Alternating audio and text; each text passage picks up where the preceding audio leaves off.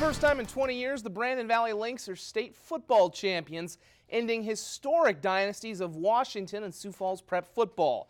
Behind 213 yards and 2 touchdowns from Joe Robbie MVP quarterback Thomas Skolton, the Lynx led from start to finish in the 11 AAA state championship, dethroning three-time defending champion Washington 28-22.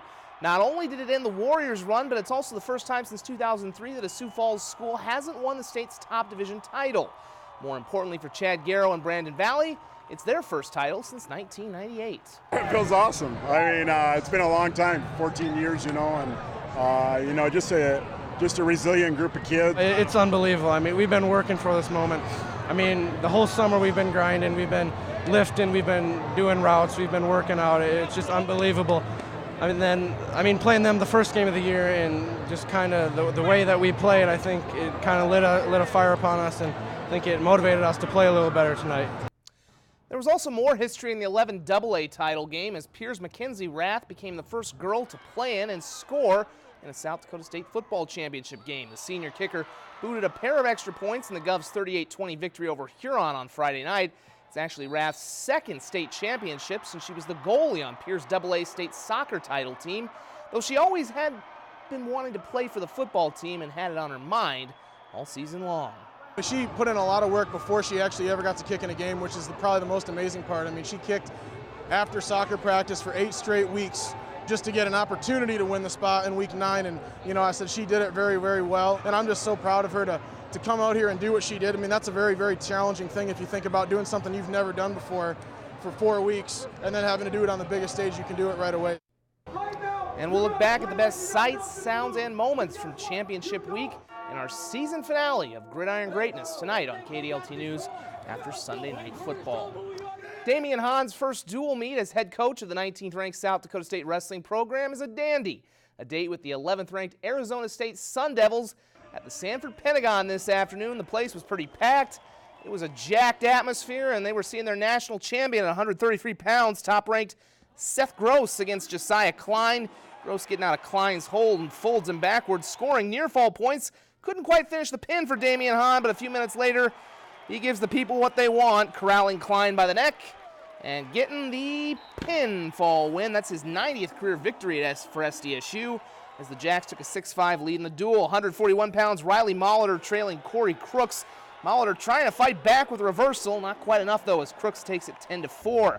Moving up to 149 pounds, 17th-ranked Henry Pohlmeyer against Joshua Maruka. Maruka gets Pohlmeyer by the legs and gets the early takedown in the first.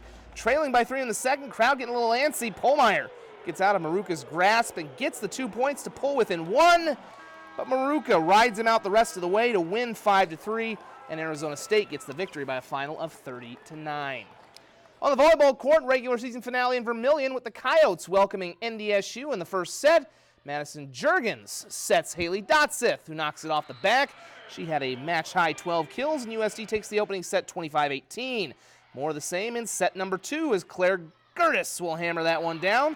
They also take that set by the score of 25-18, and they would finish it off in style in the third set as Elizabeth Lotion finds the back line. USD with a sweep, 3-0. They'll head to the Summit League tournament next week in Denver as the number 2 seed. Game just went final in women's basketball. They had a rare volleyball-basketball doubleheader down there, and it's all USD as they win 96-43. I don't know if the score was as close as it would indicate right there, but we'll have highlights tonight after the Sunday Night Football game. On the gridiron, the table is set for the South Dakota Showdown, with both State and U going into next week's 2 p.m. meeting at Dana J. Dykhouse Stadium. On winning notes, the Jackrabbit offense continued rolling yesterday, piling up 656 yards at Southern Illinois in a 57-38 win.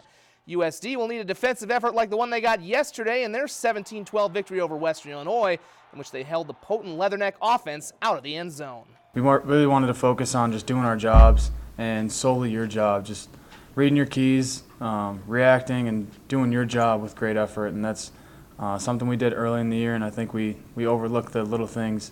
And we just wanted to get back to doing our jobs and playing with great effort. That was the most traveling we actually did for a game. To come out and just ignore that stuff. Stuff's not out in our control. To be doing stuff that way, just come out, focus on the game, have fun, control what you control, and come out with a big win. At 7-2, SDSU can likely clinch a top seed and bye in the FCS playoffs if they close out a Coyote team that will look to play spoiler and finish their season at 5-6. The Lincoln boys cross country team won the South Dakota State Championship in record time at Yankton Trails Park a couple weeks ago. A similar performance in today's Nike Cross Heartland Regional might give them a chance to compete for a national championship. Lincoln hoping for a top 2 finish, which would give them an automatic qualifier into the national meet December 1st in Portland. The winner of the boys race from Wisconsin, and he was last year's champ, Drew Bosley, in a time of 15:01 to clock in and clock the repeat. As for the Patriot boys, wearing jerseys with Bison Running Company on the front, they couldn't wear their regular jerseys, that's a law. They finished 10th overall, so they do not get an automatic bid and finish a fantastic season, though. Nonetheless, on the girls' side, battle of Minnesota State champions, AA winner Emily Covert of Minneapolis, Washington, pulls away from Cotter's Grace Ping for victory in 17:06. Elsewhere today, the red-hot Minnesota Wild in St. Louis, and no pun intended, we got a wild play here. Off the board, Zach Parisi behind his back for the game-tying goal. In the third period, we're still knotted, this time at 2, when Mikhail Granlund intercepts a bad pass and snipes it home. The Wild keep on rolling, 3-2 the final.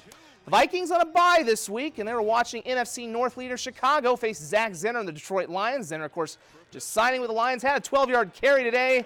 That's a lot more than 12 yards. Mitchell Trubisky to Allen Robinson for 35 yards. It's 13-0, and Trubisky keeps it rolling, hitting Anthony Miller, who sheds a tackler, goes 45 yards as the Bears get the victory, 34-22. And finally, AFC West leading Kansas City hosting Arizona on the opening drive.